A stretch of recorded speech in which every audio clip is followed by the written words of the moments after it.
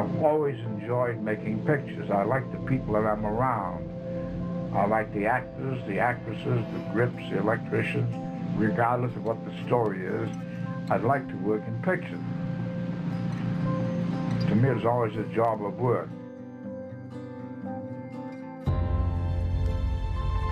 Filmmakers of the highest order made cinema the dominant art form of the 20th century. They moved millions, elevated ideas, wrote history with light and shadow. One such director, Orson Welles, said that he learned the power of cinema, of what it could do and what it could say, from the old masters, by which he meant John Ford, and John Ford. I'm a hard-nosed director. I get a script, if I like it, I'll do it. If I don't like it, I'll turn it down. But Jesus Christ, I'm not carrying messages or anything. Meet John Ford, the winner of 4 Academy Awards for Best Director, the most for any one filmmaker. The Informer, The Grapes of Wrath, How Green Was My Valley, The Quiet Man. As a commander in the United States Navy Reserve, he earned 2 additional Academy Awards for documentaries made during World War II, one actually shot during the Battle of Midway. Yes, this really happened.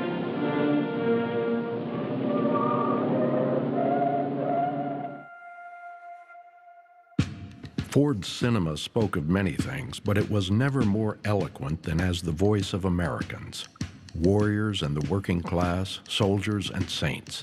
He told of the truth in legends and painted portraits of the oppressed and those left behind in the parades of victory. I always had an eye for composition, that's all I did have. As a kid, I thought I was going to be an artist. I used to sketch and paint a great deal. I never thought about it in terms of art or this is world-shaking. While Ford celebrated the past, he never took his eye off the inherent darkness often underneath.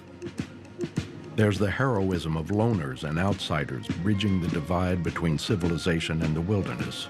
But simmering in the national consciousness is seething intolerance between men and women of all stripes, and blood spilled in fire. Which one of you killed James? I did. Savage violence shot out in Ford's My Darling Clementine.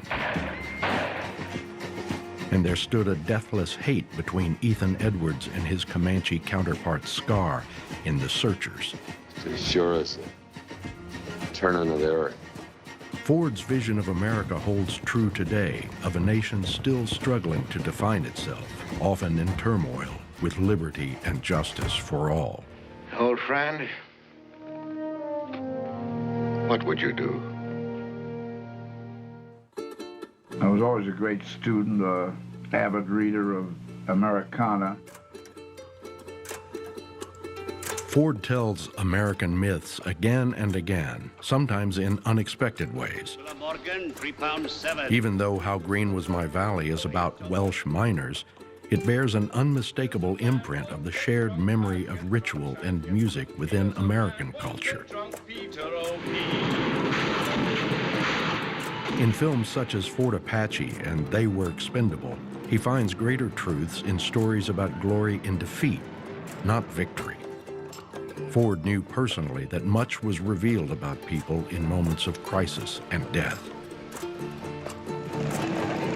The canvas was American history, but there was a simplicity to Ford's films that expressed complex emotions of characters trying to make sense of their place within epochs.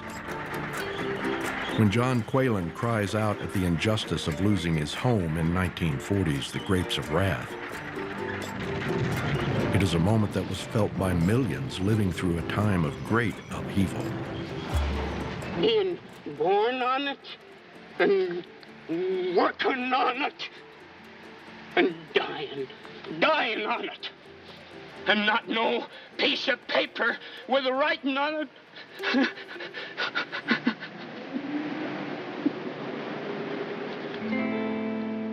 Wrongfully accused Sergeant Rutledge, played by Woody Strode, puts his faith in a proud and storied American institution that may or may not be faithful to him.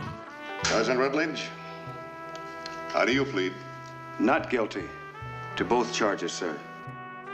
And in The Searchers, unspoken longings are revealed in a tender, private moment without a word of dialogue between Ethan Edwards and his brother's wife.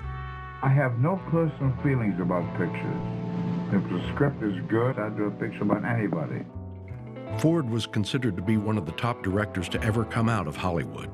He was respected and envied by peers, hailed by critics, and succeeded at the box office. But it's not easy to conclude what Ford thought of himself. Was he just a director of westerns, as he famously said to a collection of fellow filmmakers in 1950? Or was he something more akin to the sensitive artist, a poet with a movie camera? Jesus, you can really ask some jawbreakers, for Christ's sake. I'm getting bored as hell with this. John Ford was a man of deep private emotions and convictions, but loath to let anyone know it. In She Wore a Yellow Ribbon, John Wayne's Nathan Brittles, a proud officer in the United States Cavalry, says goodbye to the only life he's ever known. He bows out by the book, stoic and formal, but bestows upon the moment a reflection of his true nature. To Captain Brittles, lest we forget.